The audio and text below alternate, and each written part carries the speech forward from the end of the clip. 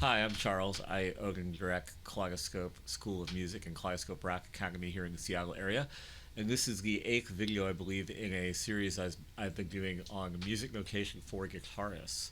We've looked at a whole bunch of different things. The overarching theme has been pick the right tool for the job. So no one form of notation is in my opinion, going to give you the way of writing down or communicating every form of information that you might want to get across. So today's form of notation is chord frames, more colloquially known as chord boxes. A lot of people run into this notation very early on in their playing when they're looking up chord forms online. I just learned that these are called chord frames actually recently from a book I was reading. This video is a little different in that chord frames are not generally as effective of a standalone notation methodology as some of the other things we look at. Like, even if you might not choose to, you certainly could write down pretty much anything that you want to play in tab. You can certainly write anything down in notes on the staff, but it's not true of chord frames or chord boxes that you're going to be able to write absolutely everything down. They are usually used in conjunction with one of the other forms of notation, like chord charting, studio rock charting, chords and lyrics. Even standard notation can communicate a little bit more information or communicate information about where to put your fingers more quickly, but they're not usually a standalone thing. However, in this video, we're going to look at all the different kind of things I've discovered about using chord frames, how you can twist them to different purposes, different ways of notating information on them. So I'm just kind of do a potpourri of all of that to give you more tools for writing down things in a flexible way. I'm going to be writing on my Microsoft whiteboard here as we go. So if I have a beginning guitar student age 10 and up, usually we do chords first. So I'm writing these type of chord frame things right away for them. Generally, by default, a chord frame is a vertical representation of the kind of diagonal guitar neck, where the skinny string is on the right and the heavier sixth string is on the left. So it's not really how you hold a guitar. So a lot of times I'll draw a little face over here showing where your face is relative to the chord frame, and I'll write floor over here for the kids. So that means that the horizontal lines are frets, the vertical lines are strings, and the top line in the chord frame by default is what you call the nut. It's that white or black or sometimes bone colored 0 frets at the top of your fretboard. So the first space in the chord frame represents the first fret, boundaried by the first fret, horizontal line at the bottom, and this type of chord box, we're talking the first 3 frets of the guitar. So a lot of times you end up writing open chords using this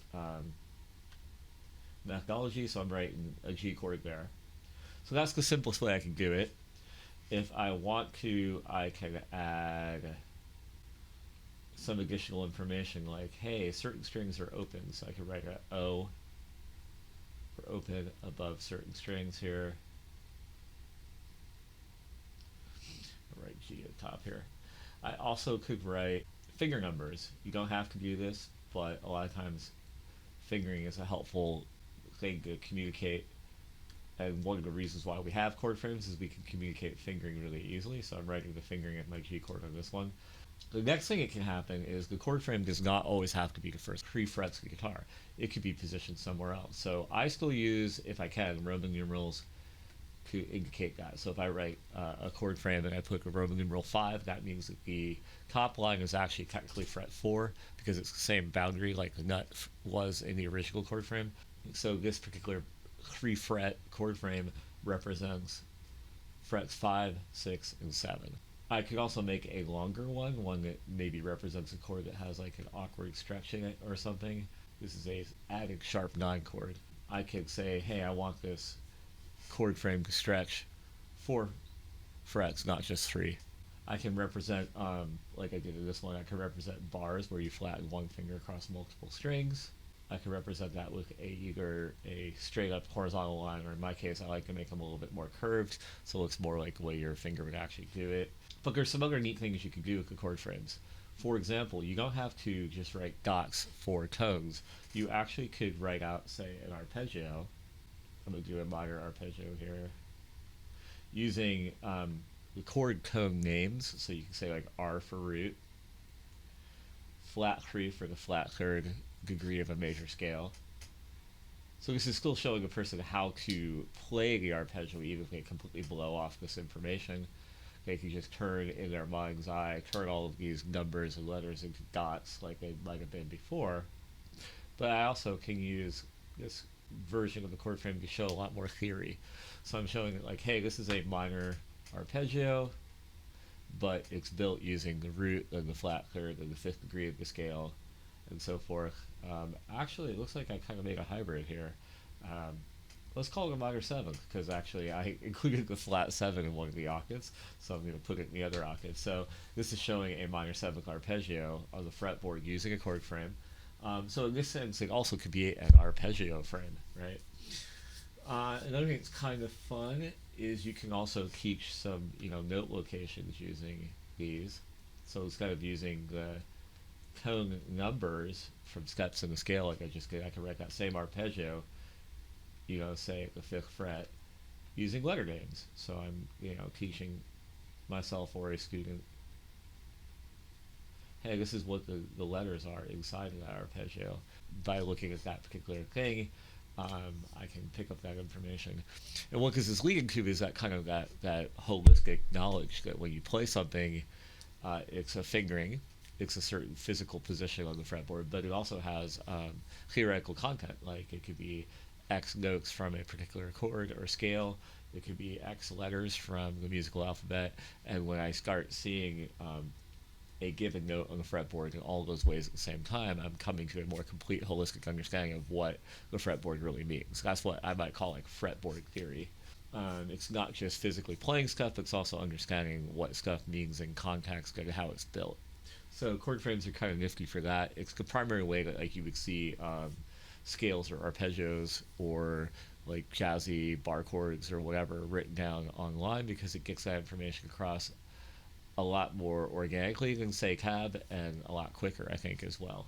Over time, depending on the student, depending on the situation, I've tried to use chord frames to actually show how you play things that are a little bit more dynamic. For example, if you had a minor 4-string version of that chord at fret 5, where I'm only using my 3rd finger and a barred 1st finger to play the actual chord, that leaves me a pinky that's very free to do stuff.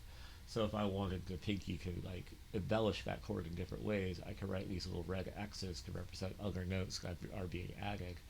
And then I could even write like arrows showing in what order to add them. So if someone was already kind of familiar with the song, they might be able to play this embellishment by just adding their pinky on the first X on the 1st string 7th fret, then moving it to the 8th fret, then moving it back to 7th fret. And I've conveyed all of that without tab, without a dynamic left to right kind of music notation. I've just showed it in a picture.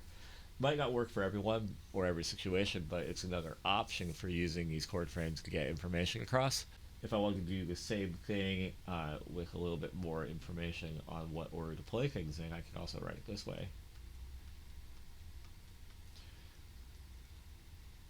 So I'm going to actually use numbers to show which tone I'm playing first.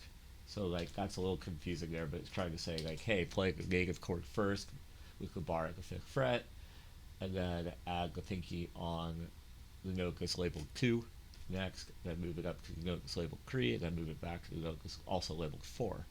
So I'm showing a chord melody or a voice leading transition within this one picture of one chord. Why, again, this is helpful or the right tool for this job is it teaches you or it reinforces that all of those notes are part of an A minor chord. They may be all over the place, but they're really all related to that chord. So in your mind, by reading it and writing it this way, it kind of connects all those notes together in your mind and stores them as one chord. And that's going to make it easier to memorize, maybe easier to understand how the person who wrote it came up with it. Hopefully, you will find good ways to use chord boxes to augment your charts, to write things down quickly. Like this might be a great way to write down a rhythm idea that you just came up with and you don't want to forget it, and then you record the actual audio on like your phone, but you want to write some quick boxes just to remind yourself of the general hand position that you were in. A lot quicker, a lot more compact than writing it all out in tab. I definitely feel like all these locations are really useful, and I hope this particular one was illuminating as well. I've got one more video in the series, so tune in for that. And thank you so much for watching this channel.